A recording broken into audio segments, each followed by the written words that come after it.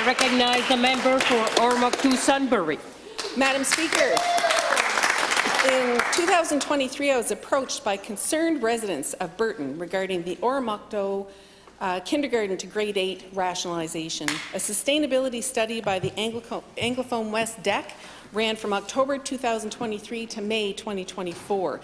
Following public consultation where the Burton community was very well represented, the DEC recommended building 3 new K-8 schools in Oromocto, effectively closing Burton Elementary. On June 7th, I tabled a petition with over 800 signatures opposing the closure, followed by 300 more signatures in the weeks to follow. A letter dated June 3rd from the chair of the Capital Region Rural District expressed strong support for keeping the Burton School open.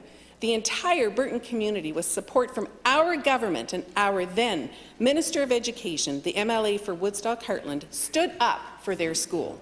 To the Minister of Education, did you approve the closure of Burton Elementary? Did you ignore the voices of this rural community? Je reconnais la ministre de l'Éducation. Thank you, Madam Speaker, and thank you to the member opposite for that very, very specific question. I'm going to need to go back to my team and to get that response. I don't have it offhand.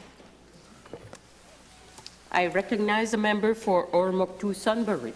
Just to remind the minister, on December 18th, we received a letter from the superintendent stating the minister has written to the school district with approval of the recommendations by the DEC. Now, Madam Speaker, I attended all 4 public meetings in 2024, and Burton residents were consistently present, engaged, and clear. They want to keep their school.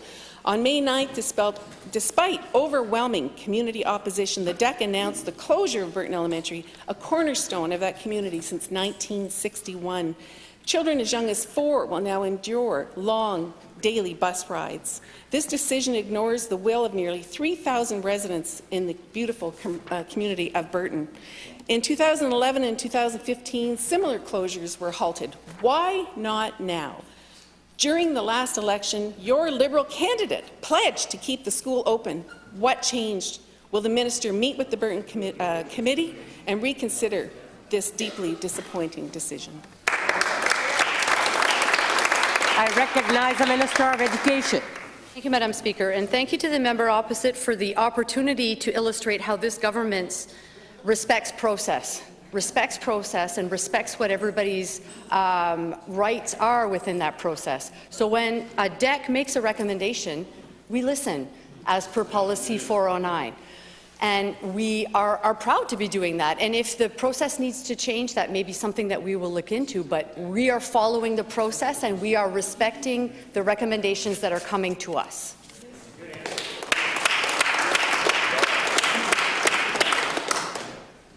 I recognize the member for Ormoc 2 Sunbury.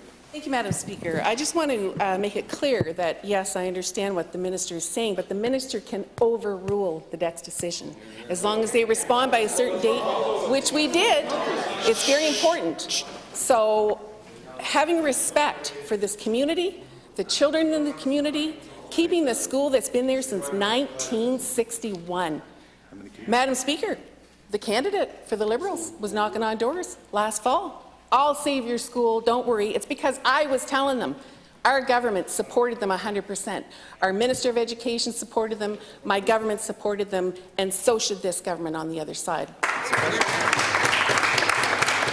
I recognize the Minister of Education. Thank you, Madam Speaker, and thank you for the opportunity to illustrate how we do not want to centralize power. We have a process in place that decentralizes these decisions for a reason, and we are going to respect that process.